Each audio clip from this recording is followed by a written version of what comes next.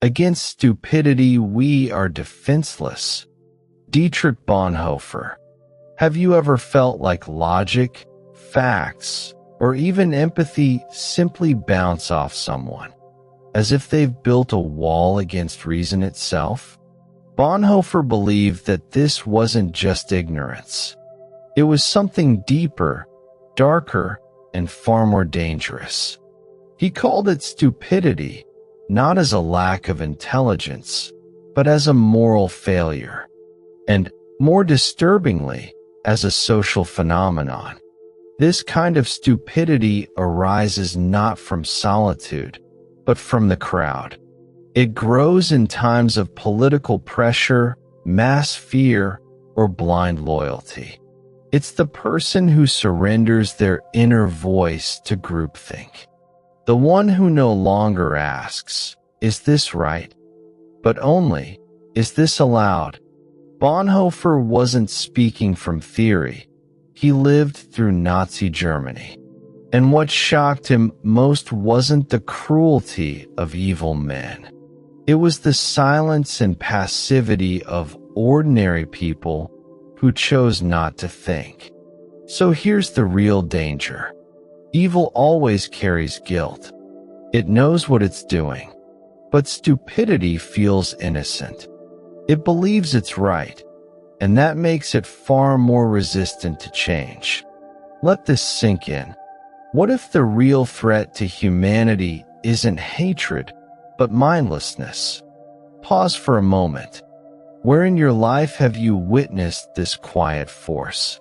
Not in books, but in conversations, in institutions, maybe even within yourself? Not knowing something is human, but refusing to think, that's something else entirely. Bonhoeffer made a powerful distinction. Ignorance is a lack of information. Stupidity, however, is the refusal to process information, even when it's right in front of you. Think about it. Have you ever tried to explain something calmly, clearly, and instead of curiosity, you were met with mockery or blank resistance? That's what Bonhoeffer called the danger zone, because a person in that state isn't open to dialogue. They've outsourced their thinking to someone else, a system, a leader, an ideology. He wrote, "In conversation with a stupid person, one feels that one is not dealing with the person himself, but with slogans, catchwords, and the like which have taken possession of him." Let that land for a second. What he's describing is possession, not by demons, but by dogmas. From a psychological perspective, this aligns with Carl Jung's idea of the collective shadow. It's the part of society that refuses to reflect, because reflection might fracture identity. And so, stupidity thrives not in silence, but in noise. Not in solitude, but in echo chambers. The terrifying part? Stupidity can look cheerful. It can wear a smile. But underneath, it closes the door to transformation. So here's a question for you. When was the last time you changed your mind about something important? Not because someone forced you, but because you allowed yourself to think? Why do intelligent people fall into collective stupidity? The answer is unsettling. Because it's easier to obey than to reflect. It's safer to conform than to confront. Bonhoeffer observed that stupidity doesn't emerge from lack of thought, but from the decision to stop thinking, especially when surrounded by others doing the same. And here lies the real trap. When we conform to a group, especially a powerful one, we often sacrifice something subtle, but vital, our inner voice. In Jungian terms, this is the moment when the persona, the mask we wear to fit in, takes over. And when the mask becomes the face, our conscience becomes silent. Think about history. How many atrocities were committed, not by monsters, but by people who simply followed orders? Hannah Arendt called this the banality of evil. Ordinary people doing horrific things, not out of hatred, but out of thoughtlessness. We see this even today. Algorithms feeding us opinions. Institutions discouraging questions. Social media rewarding outrage over nuance. But here's the cost. Every time we betray our conscience to maintain peace, we lose a little piece of our authenticity. So ask yourself, have you ever stayed silent in a room where you should have spoken up?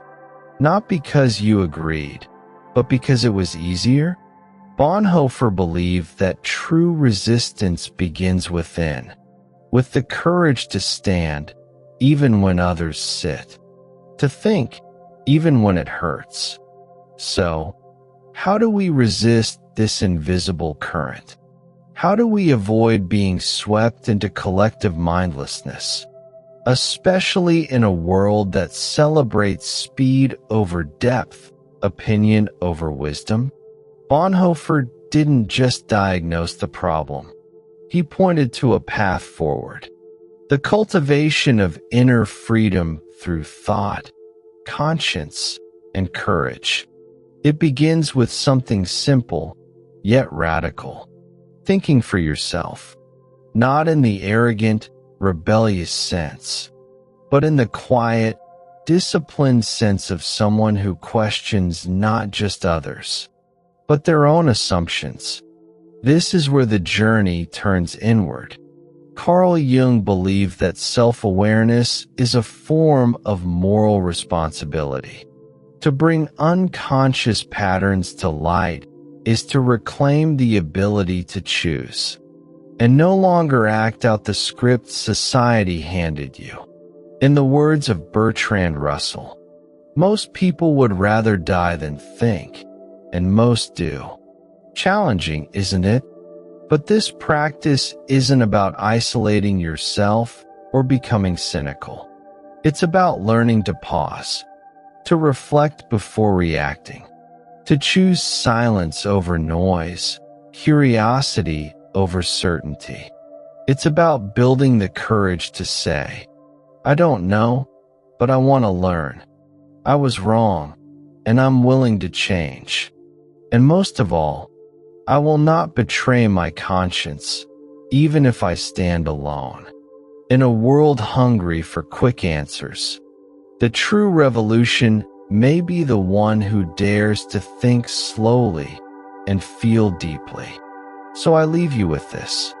Where in your life are you being invited not to be right, but to be awake?